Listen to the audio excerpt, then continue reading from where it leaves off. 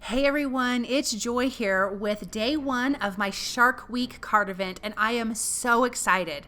Today I'm sharing my stamp set that I got to create, and it's called Live Every Week Like It's Shark Week, and I am so excited to share this with you. So let's get started.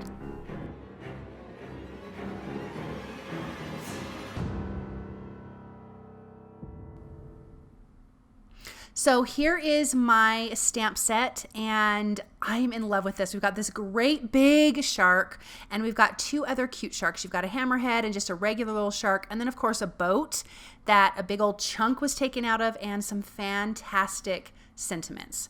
So I'm going to be using the boat, the big shark, and the speech bubble.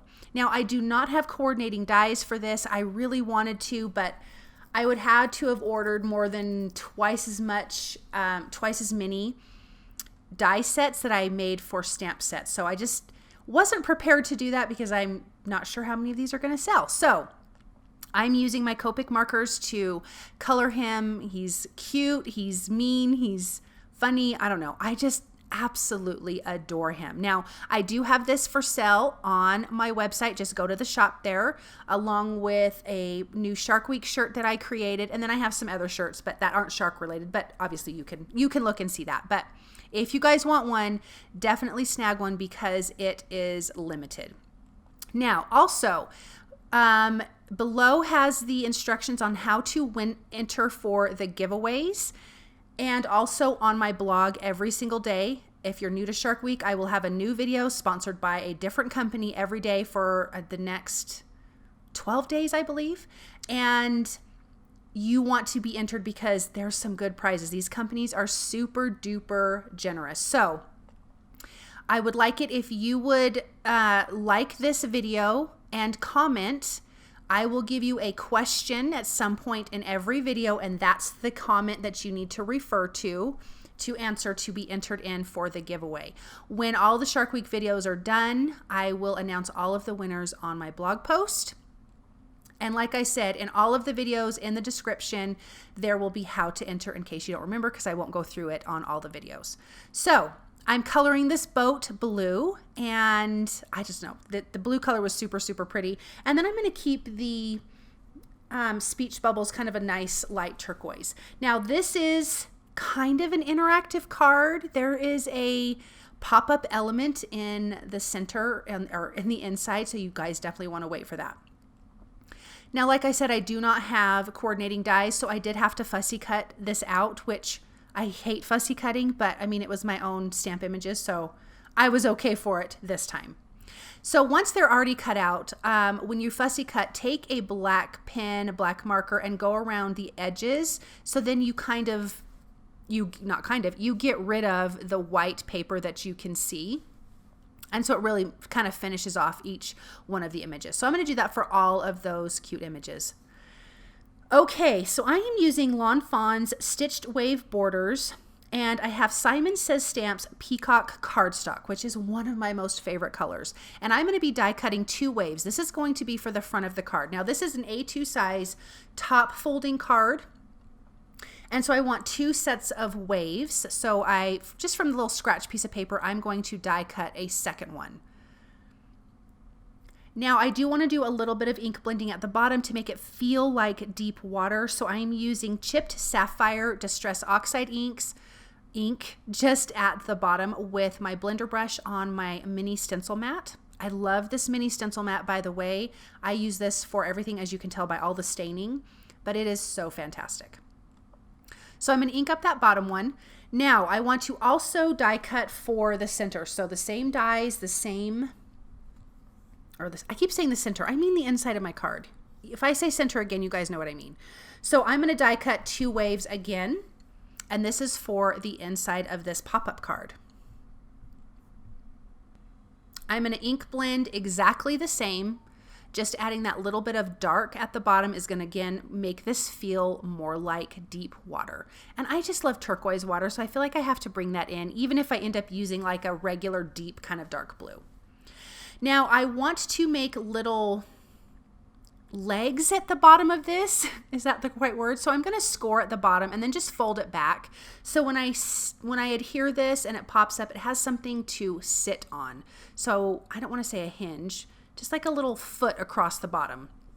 And then using my bone folder to really push that down. I also decided in the middle of this card, I needed one more piece that I'm going to ink up, and this is going to be at the bottom part of the card on the inside, and you guys will see in just a little bit here exactly what this is going to look like. This is really kind of an easy, simple pop-up card.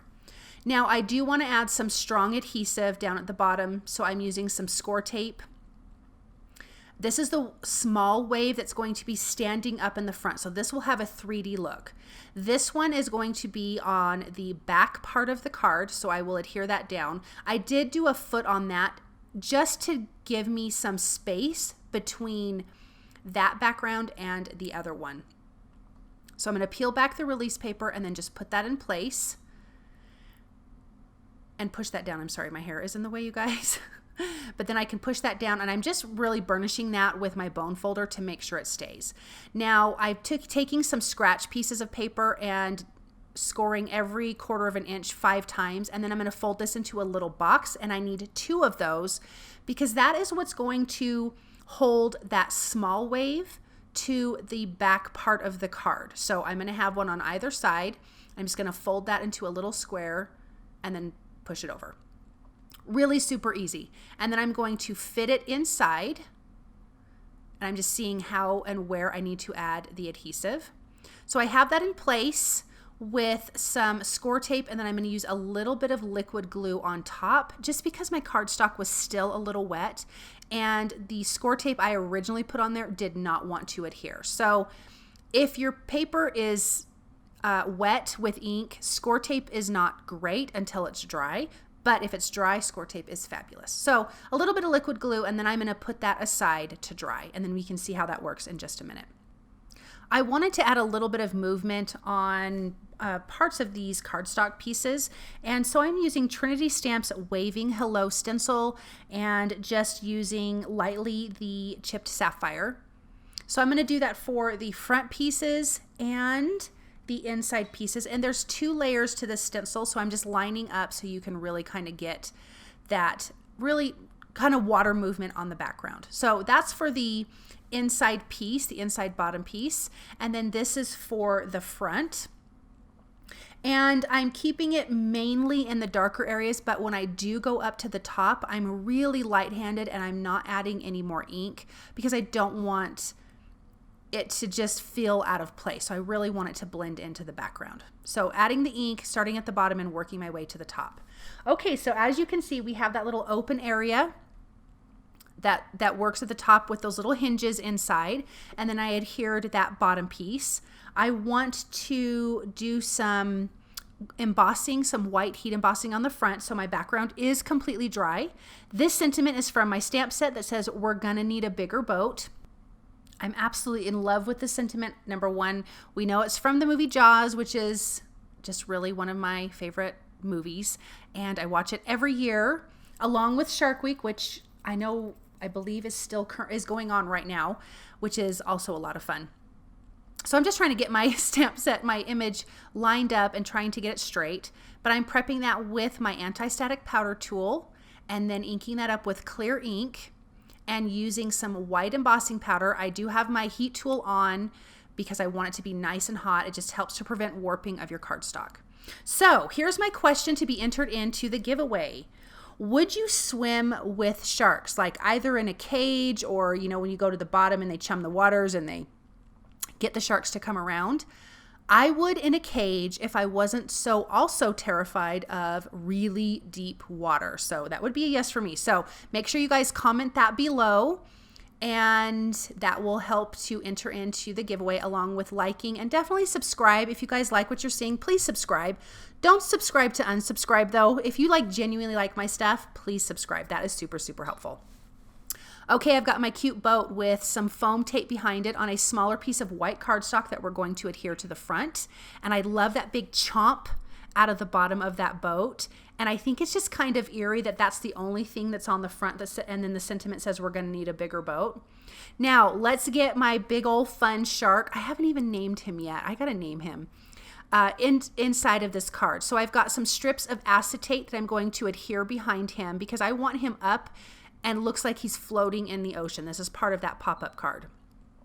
For my speech bubble, it has the sentiment from my stamp set that says Dunna Dunna. So I'm going to stamp that on the inside with black ink because that's what he's singing that song as he's coming after you. And I'm going to adhere these bubbles and everything to some strips of acetate because I want everything not attached to the background. So it's going to really give you that 3D look.